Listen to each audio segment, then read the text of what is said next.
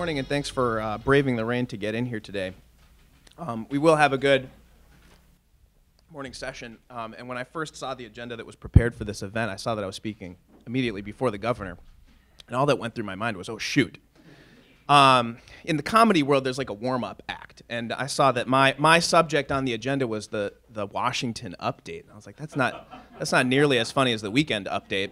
But I appreciate you all, and we will get through the Washington update. And once upon a time, the Washington update was relatively easy. Nothing got done again. And this is the era that we live in, though, with live tweets and a constantly changing Washington, D.C. landscape. Every once in a while, I kind of feel like we should maybe put on the brakes, and I think I might not be alone on that. But it is good to see major policy moves coming out of the Washington, D.C. Area. And we're here today to talk about clean energy. And I think that we should start with the good news first. And there are some national statistics that I'd like to kind of get through, because part of the goal for today's event is to increase awareness about clean energy. Indeed, that's what the organization Citizens for Responsible Energy Solutions was founded to do, is to raise the profile of clean energy. And we're focused on clean energy because of the jobs aspect, because of the national security aspect, and obviously because of the environmental aspect. And if you look around the room here, from an environmental standpoint, this is an issue that many of us get into and are interested in because it's about future generations. I do want to make a special shout out to our friends here from St. Mary's High School who came here this morning. For you all, this is dealing with climate change and working on clean energy is your generation's issue. So thank you very much for participating with us here today.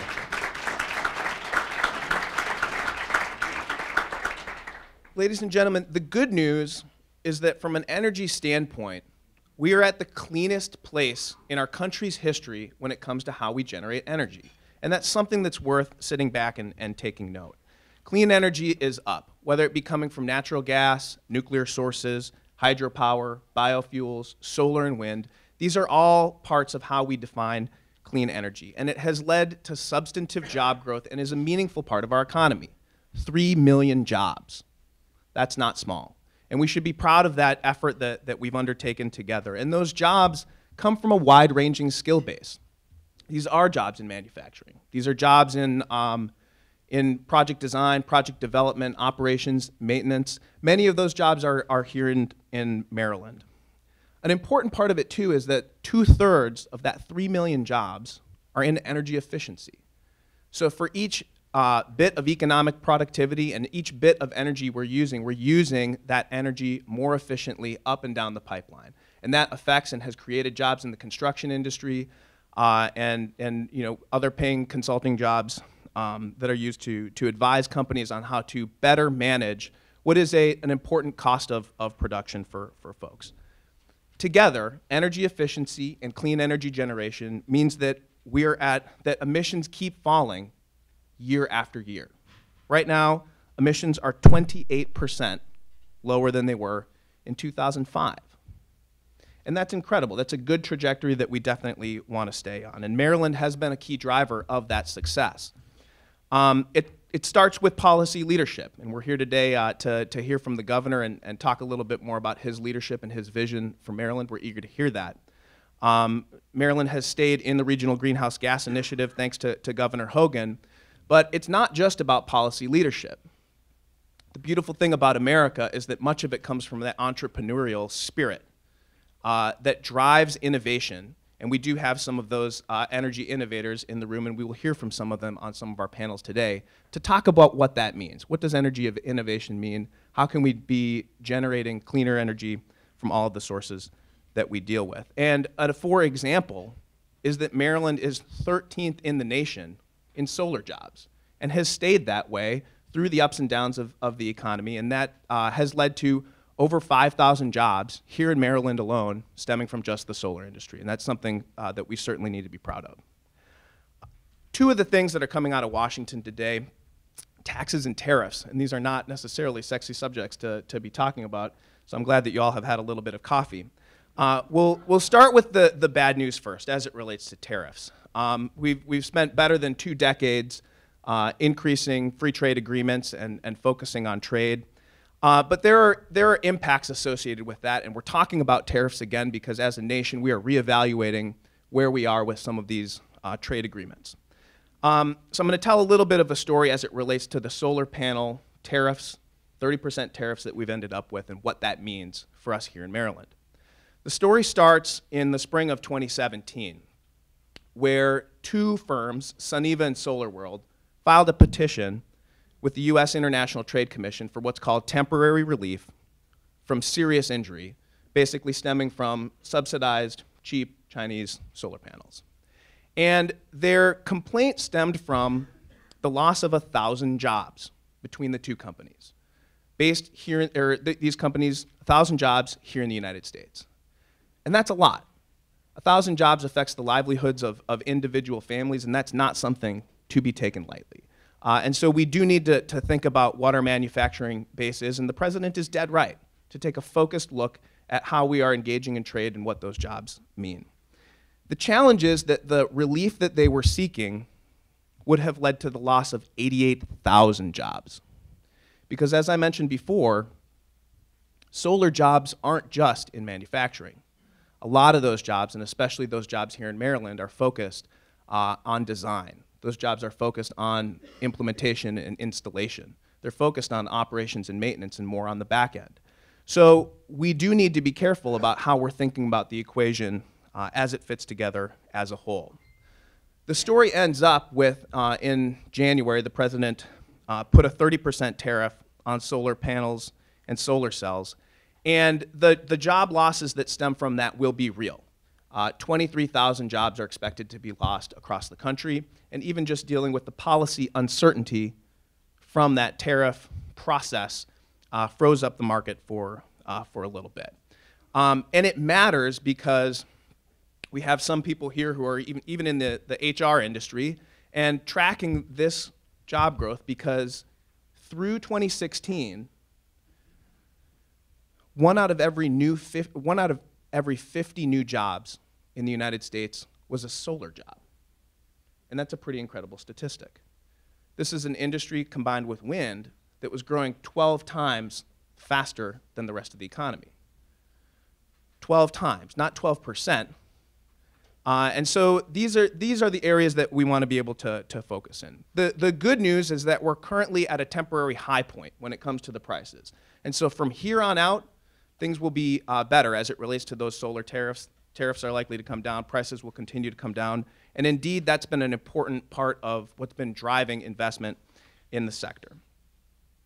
When it comes to tax reform, this is another area that Washington has been active recently, and we do need to step back and look at what the impact of tax reform will be on the clean energy sector.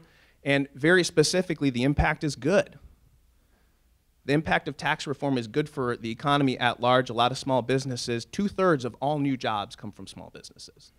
And by reducing the tax burden, this is money that is being able to be reinvested in jobs. We're expecting hiring, and we're expecting that wages will be able to go up. U.S. firms are going to be more competitive internationally, and R&D innovation has been jump-started already, and I think we've seen plenty of that in the news. Clean energy as a whole puts production in local hands. And we have an opportunity here in Maryland to grow the economy even more. The interesting thing about Maryland is that we actually import a lot of energy, buy energy from out of state, and we're in a position where we need to think about how we can be generating more domestically in a cleaner way without increasing rates. Because Maryland is above the national average when it comes to residential rates and commercial rates. And I will point you very briefly to a statistics sheet that's outside the door, but do pick this up, because this is where we want to talk about clean energy, we want to talk about clean energy investment, grow the market, but we need to start from a basic understanding of where the market is and move forward from that. Governor, thank you for joining us this morning. I want to say a personal thank you. When I first met you, Governor, we met very briefly, and I meet a lot of politicians. And you can tell when someone is speaking from the heart versus from a talking point that they just learned 20 minutes before they met you. And Governor, I could tell that when it comes to the area of clean energy, this is something that you have been tracking, that you're certainly aware of. And it stems from, I think, who we are as Marylanders. And I'm impressed by that. And to be honest with you, I'm an adoptive Marylander. Just moved here a year ago on account of my kind-hearted and beautiful wife who got me to move here. And when you go through that process of moving somewhere, you ask a lot of people, why the heck do you live here?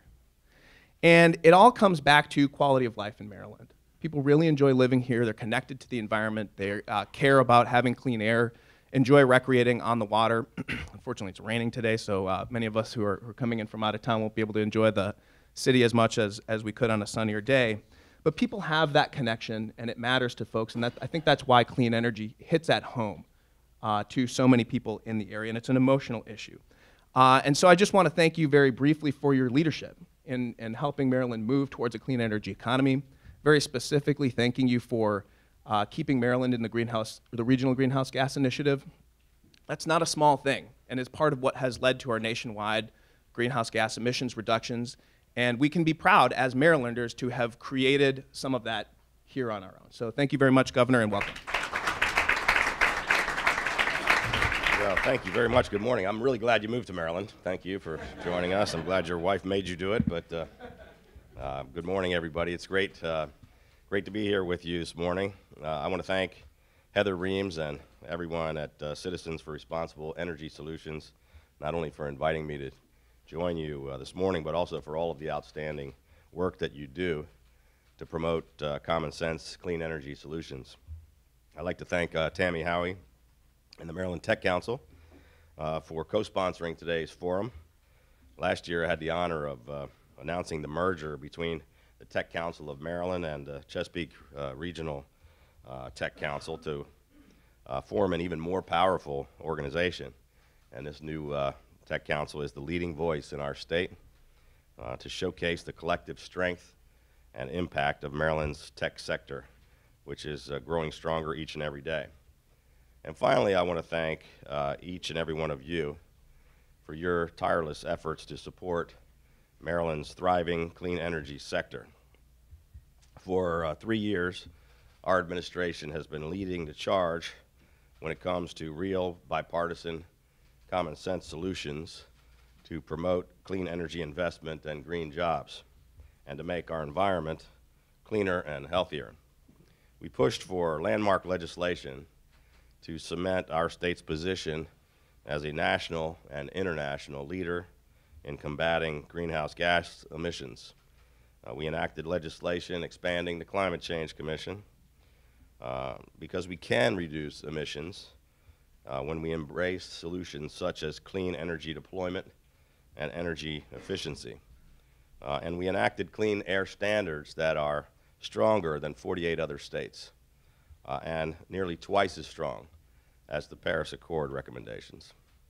As chairman of the 6-state Chesapeake Executive Council, I've been leading the fight to protect and restore federal funding for the Chesapeake Bay. We have now fully funded all of the state's bay restoration efforts for 4 straight budgets in a row, including land conservation programs such as Program Open Space. Our administration is committed an historic $4 billion towards wide-ranging bay initiatives, and we've made tremendous progress. On its latest annual report card, Chesapeake Bay received the highest score for clean water that it has received in more than a quarter century. We tripled the number of underwater grasses, which is a key indicator that water quality is improving. Our administration has been proactive and aggressive when it comes to safeguarding our environment, but we've also been just as proactive when it comes to restoring Maryland's economy. I believe very strongly that clean air and water should not have to come at the expense of hardworking families, small businesses, and our economic future. As some of you may know, I spent the greater part of my life as a small business man, and then somehow the voters of Maryland decided to hire me as the CEO of a $50 billion a year enterprise with 90,000 employees, 6.5 million customers. But I decided to run for governor because I wanted to grow our private sector, put more people to work, and to turn our state economy around. And I know that this is not what most politicians typically do, but I've never been a politician before, so we've been just doing exactly what we said we were going to do. We had the best year for business in Maryland in 15 years. Best year for job growth, that's a good one. Best year for job growth in 10 years. We went from losing 100,000 jobs to gaining 100,000 jobs. We went from last place in the Mid-Atlantic region in job creation to first place. We've grown jobs at one of the fastest rates in America. When I was sworn in as governor 3 years ago, we pledged to put Maryland on a new path, and we've been doing exactly what we said we would do. 5 minutes after I was sworn in, I went up to my office for the very first time, and I killed over 100 job-killing regulations that the previous administration had tried to push through in the closing hours of their administration. We've now killed or eliminated 800 regulations. We recently submitted our 4th budget in a row with no new taxes, and I don't think this has ever happened before in Maryland, but we've actually cut taxes 4 years in a row. We eliminated or reduced 255 fees all across state government. Our policies are pro-business, but they're also pro-innovation. When it comes to clean energy, we are finding new ways to unleash the talent that makes Maryland such a leader, and why we were recently named the most innovative state in America. Just last year, we established the Maryland Energy Innovation Institute at the James A. Clark School of Engineering at the University of Maryland College Park. The Institute collaborates with our state academic institutions to participate in clean energy programs, and it develops and attracts private sector investment in clean energy innovation and commercialization in the state. We enacted the Clean Cars Act to increase the investment in the electric vehicle tax credit by 40% and to double the amount of the charging station rebate. Reauthorizing and increasing these incentives by making the purchase and use of electric vehicles and charging stations more affordable and more convenient will encourage more Maryland consumers and businesses to invest in this environmentally friendly mode of transportation. We also enacted the Clean Water Commerce Act, cost-effective, market-based solution for greater nutrient reduction projects in order to help restore the Chesapeake Bay. Our administration strongly supports renewable energy as part of a diversified energy portfolio, but we also understand that decisions around renewable energy need to be made with ratepayers in mind. Our administration has already invested $44 million towards solar and renewable energy projects in Maryland, and we invested $3 million for workforce training for green jobs to ensure that we have a trained workforce to employ at these projects. Our Maryland Energy Administration, led by Dr. Mary Beth Tung, who will be speaking at one of your panels later today, has provided countless grants to assist ratepayers, small businesses, and nonprofits with renewable energy and energy efficiency projects. And these investments are already paying dividends. When I took office, Maryland had only 258 megawatts of solar generation capacity. Now that number has more than doubled to 665 megawatts of deployed solar, which is enough to power 65,000 homes. On January 1st of this year, we became the first state in the nation to provide an energy storage tax credit, which empowers all Marylanders to support grid resiliency, encourages interest in the growing energy storage market in Maryland for both residential and commercial ratepayers, and serves as a model for the rest of the nation. I want to thank you all again for allowing me to join you this morning. I want to thank you for recognizing the power of innovation, collaboration, and partnership when it comes to protecting our environment and supporting Maryland's growing clean energy economy. Thank you all very much.